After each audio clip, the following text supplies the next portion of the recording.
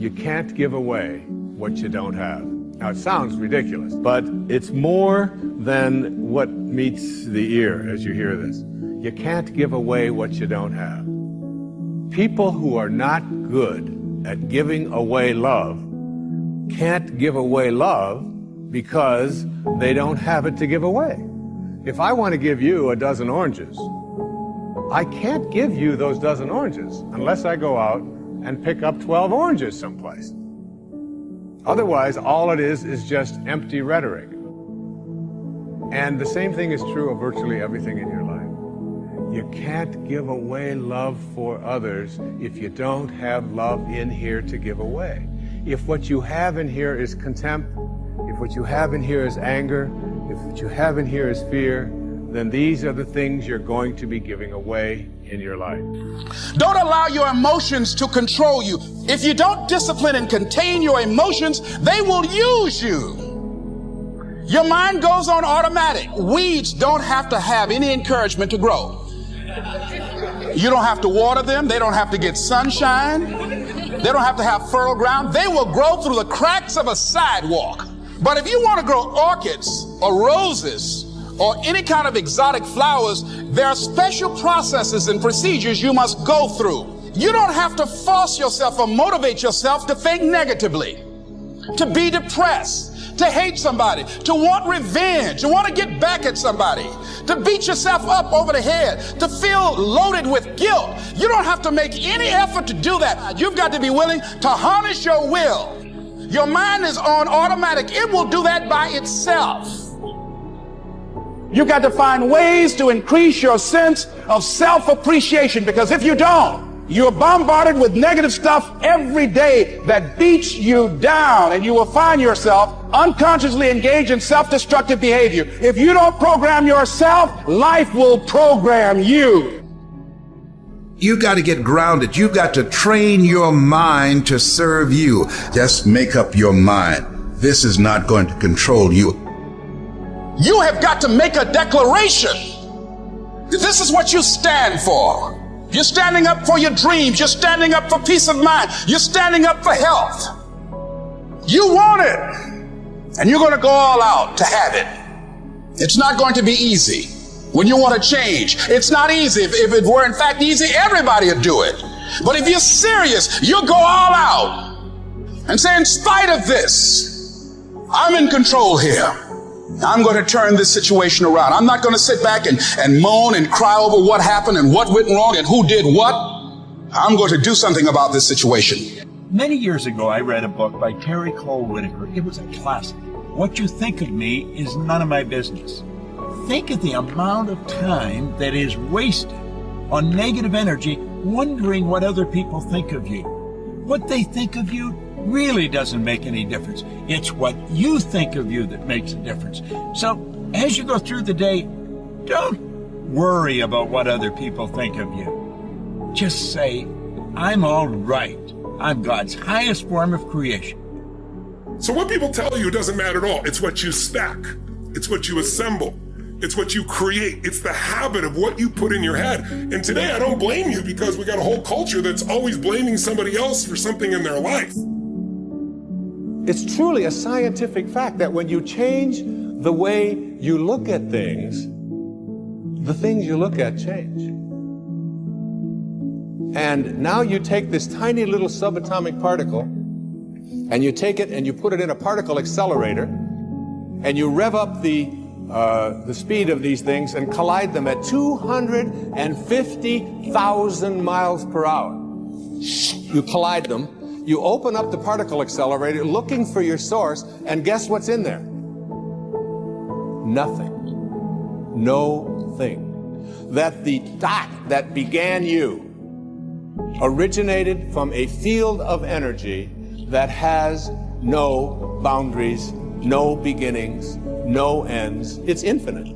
It's an infinite potential. And the question that I have for you is, if you can get this, that you didn't begin with that particle, because particles themselves do not create more particles. St. Paul put it this way in the New Testament: that which is seen hath not come from that which doth appear. They talked a little strange in those days, huh? What that means is that everything that we see in the material world doesn't originate in the material world. It's the spirit that gives life. The flesh counts for nothing. If the shape of your eye can be in an energy field that has no boundaries, no form, no materialness to it, why not the shape of your life? You have got to change the way you think. It is the whole determining factor of where you go in life. We are all where we are today because we thought ourselves to this position. If you don't like the position, think yourself out of it. Your brain is divided into two halves, positive and negative, good and evil. It don't function on nothing else. Ain't no neutral ground in your brain. It's either positive and good or negative and evil. Each half of your brain has millions of factory workers on each side. You got 1 million factory workers on the positive side. You got 1 million factory workers on the negative side. At the forefront of each one of those factories in your brain is a foreman. You got foreman positive and you got foreman negative. You are in charge. You're the boss of the factory. Guess what? We are how we think. So now, since your brain is in two halves, let me show you how this works. You wake up in the morning and you say, man, I don't feel myself today. I got up on the wrong side of the bed. I'm not a morning person. Foreman negative hears that. He steps to the front. He said, what did you say? You say, I said I woke up on the wrong side of the bed today. I'm not myself. I'm not a morning person. He says, you got it right away. He said, hey, the boss just woke up and said he's not a morning person. He's having a bad day today, and he ain't feeling himself. Let's get to work. The 1 million factory workers start producing thoughts to justify what you just said. So now guess what? Man, I hate my alarm clock went off this morning. I got to get out here in this traffic. I'm gonna drive down here today. I don't even like these people on my job. I can't stand this car I'm finna get in this morning. Sure wish I had a new car, but I'm driving this ragged ass car.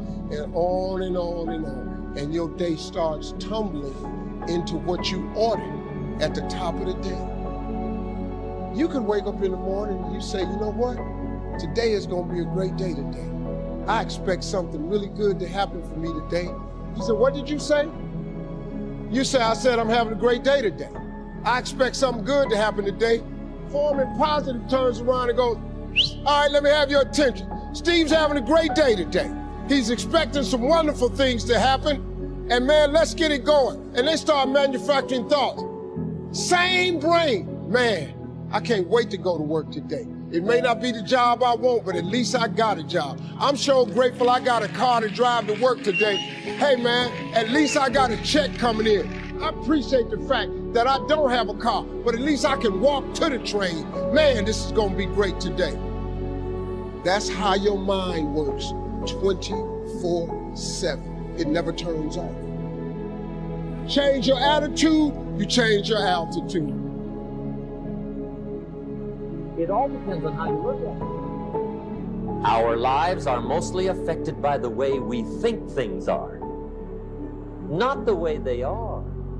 The way we think they are affects us most. And Shoaff taught me that the mind is like a factory, a mental factory. And whatever you think about all day long pours ingredients into this mental factory. And that's what builds the economic, social, financial fabric of your life. As you think, so you become.